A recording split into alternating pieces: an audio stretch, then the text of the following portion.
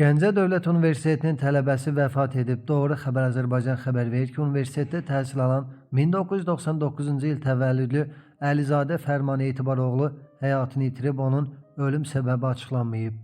Qeyd edək ki, Fərman Əlizadə 1-ci Qarabağ müharibəsi qazisi, Cəbrayıl rayon sakini Etibar Əliyevin oğludur.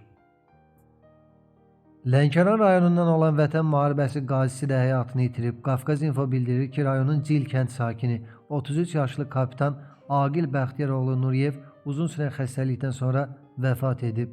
Bildirilib ki, 44 günlük Vətən müharibəsinin iştirakçısı olan Aqil son 4 gündür Bakı şəhərində yerləşən xəstəxanalardan birində xərçəngdən müalicə olunurmuş.